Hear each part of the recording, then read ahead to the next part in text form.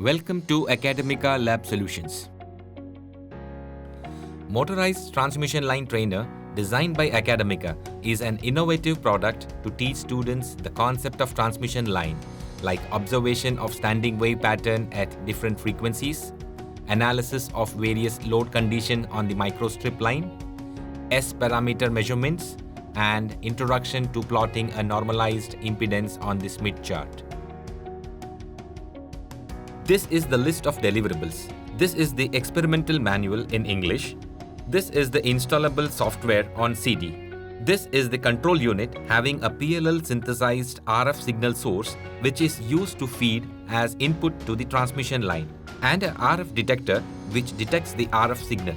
This unit is interfaced to the PC via USB. This is a motorized microstrip transmission line designed for operation between 250 MHz to 1500 MHz with a characteristic impedance of 50 ohms. The length of the line is 590 mm with a probe sensing resolution of 1 mm. This is a 3-port broadband directional coupler. These are the different loads provided with the system, like open, short, and a 50 ohm termination. Accessories provided with the system. Now, let's understand electrical connections. Connect the stepper motor marked RS232 connector on the transmission line to the front panel of the control unit.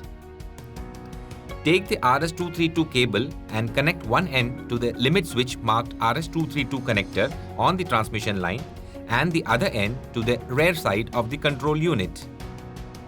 Now, we will feed the signal from the RF signal generator to the port 1 of the transmission line using a 50 cm SMA RF cable. The output of the sensing probe on the transmission line is connected to the RF detector of the control unit using a 2 meter RF cable. Connect the power cord to the rear side of the control unit and switch it on. A welcome screen appears on the display, and by following the procedure as shown, you can configure the control unit to operate in the software control mode.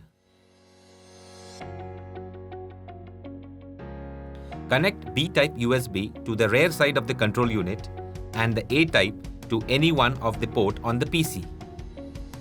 The electrical connection is now complete, and open the software by clicking the MMTLT icon on the PC. The software screen opens. Go to the PC mode and then select the correct COM port. Now, the training system is ready for experimentation. Experiment number 1. Characteristics of transmission line for different load termination. Open the software and select the transmission line parameter as shown. The resolution is set to 1 mm and frequency is set to 900 MHz. Connect the 50 ohm load to port 3 of the transmission line and click the Run button on the software. The sensor probe, port 2, will be moving along the transmission line in the forward direction. While moving, the sensor probe will measure the power at every 1 mm distance on the transmission line. Once the sensor probe reaches the end of the transmission line, it automatically returns to its home position because of the limit switch provided on the transmission line.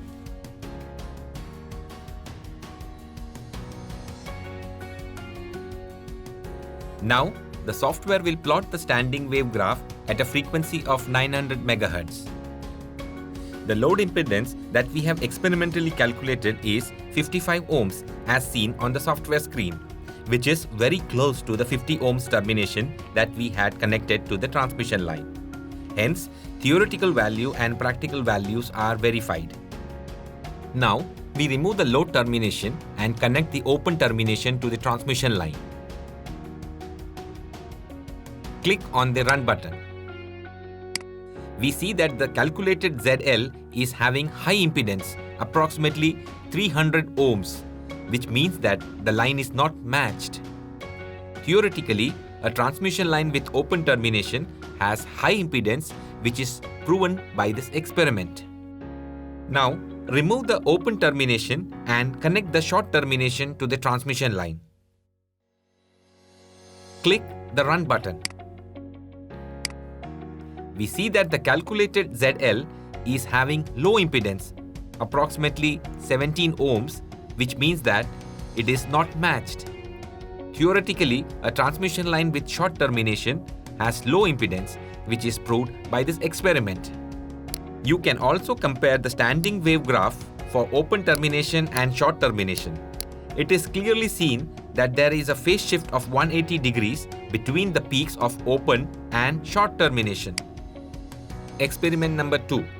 Measurement of incident and reflected wave in a transmission line. Open the software as shown. Select the incident and reflected wave option in the software. The resolution is set to 5 mm and frequency is set to 275 MHz. Connect the open termination to port 3 of the transmission line. Click the Run button on the software. The sensor probe will start moving along the transmission line, and after completion of the traverse, it will display the distance versus power graph.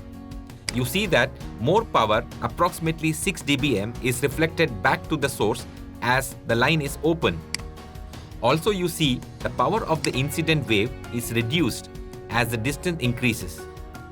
In this case, we see a power of 16 dBm at a distance of 50 mm and a reduced power of 5 dBm at a distance of 550 mm.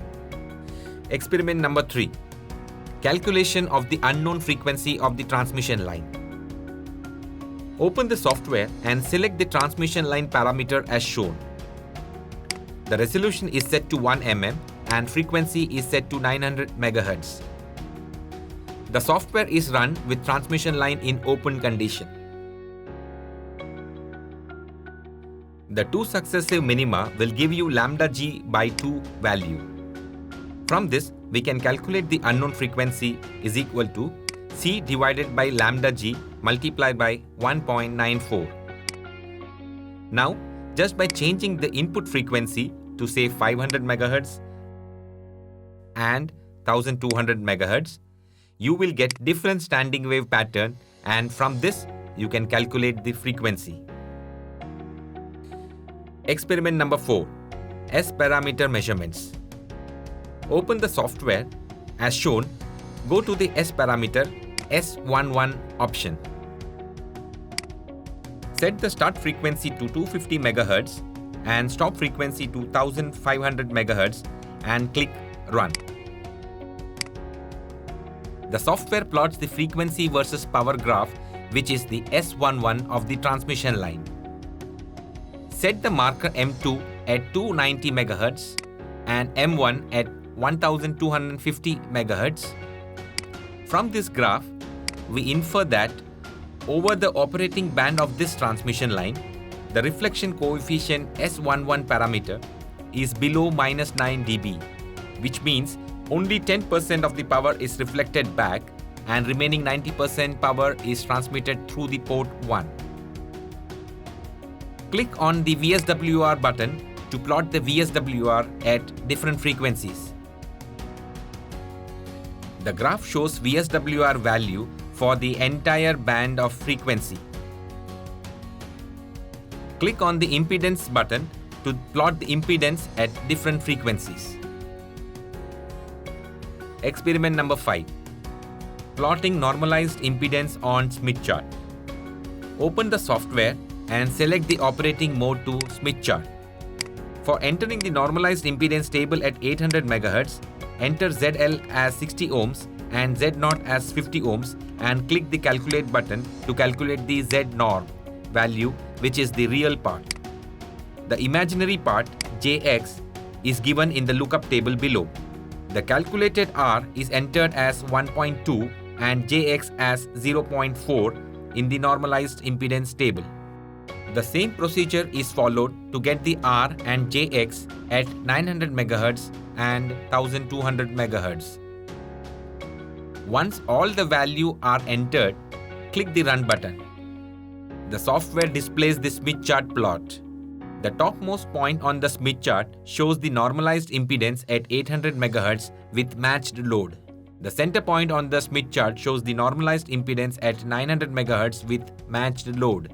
The bottom point on the Smith chart shows the normalized impedance at 1000 MHz with matched load.